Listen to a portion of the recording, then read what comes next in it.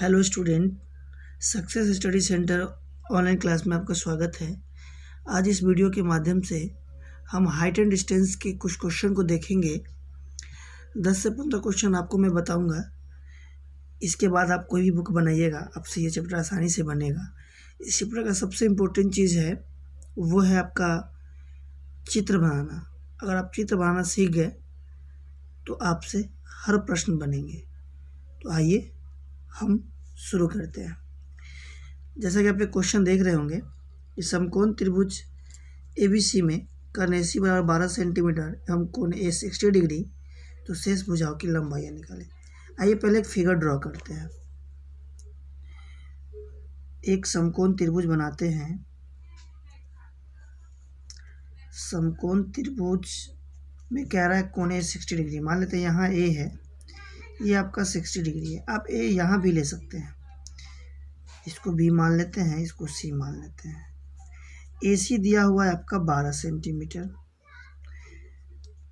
तो आपको एक बात बता दूं, आप हमेशा एक चीज़ याद रखिएगा कि जो दिया होता है उसका यूज होता है। तो भुजा AC 12 है और कोण एक 60 है, तो ये जानते हैं आप कि ये कर्ण है। मान लीजिए अब हमको BC निकालना है, तो ये हो गया इसके लंब और ये हो गए कर्ण। तो लंब और कर्ण किस में होता है? साइन में। साइन थीटा बराबर आप लोग जानते हैं होता है लंब बट्टा कर्ण, या फिर कॉसेक थीटा बराबर कर्ण बट्टा लंब का भी यूज कर सकते हैं। तो चलिए शुरू करते हैं। लिखते हैं साइन 60 डिग्री बराबर लंब बट्टा कर्ण, यानी BC बाई AC। साइन 60 का वैल्यू आप लोग जानते हैं क्या होता है, √3/2। BC हमें नहीं पता है और AC हमें पता है 12। तो 2 छक 12, यानी BC बराबर हो गया आपका 6√3, यानी BC का मान आपका निकल गया 6√3 सेंटीमीटर। एक भुजा निकल गया। अब दूसरा भुजा AB निकालना है। तो देखिए फिर वही, ये हो गया कर्ण और ये हो गया आधार। आधार और कर्ण किस में होता है? कॉस में या फिर सेक में। तो आप कॉस और सेक का यूज़ करके आप बना सकते हो, या फिर आप देख लिए कि आपको लंब पता हो गया और आधार निकालना है, तो आप लंब और आधार यानी कि tan के फार्मूला से भी चल सकते हैं। आप दोनों बताता हूँ, दोनों विधि से आप देख लीजिए। देख लीजिए, ये कर्ण हो गया और ये हमको आधार निकालना है। तो cos 60 डिग्री बराबर लेते हैं आधार बट्टा कर्ण। आधार हो गया AB और कर्ण हो गया AC। cos 60 का वैल्यू होता है 1/2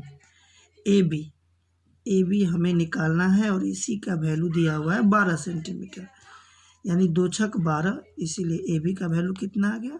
6 सेंटीमीटर, यानी दोनों हमें निकल गया। आप cos 60 का यूज नहीं करके आप अगर इन दोनों का यूज करके निकालते, जैसे कि tan 60 डिग्री बराबर लंब बट्टा आधार, लंब हो गया BC और आधार हो गया आपका AB। इस स्थिति में tan 60 का वैल्यू होता है √3/2। BC तो आपको ऑलरेडी पहले से पता हो गया 6√3, और AB आपको निकालना है। √3 से √3 कैंसिल, अर्थात AB का वैल्यू हो गया 6 सेंटीमीटर। तो किसी जो हमें पता होता है उसका यूज करके आप आसानी से कोई भी सवाल हल कर सकते हैं। ये हमारा पहला वीडियो था, पहला प्रश्न है। वीडियो हम आगे भी बनाएंगे, ये छोटा सा प्रयास है हमारी तरफ से। आप इस क्वेश्चन को ध्यान से समझिए और कॉपी भी बनाइएगा।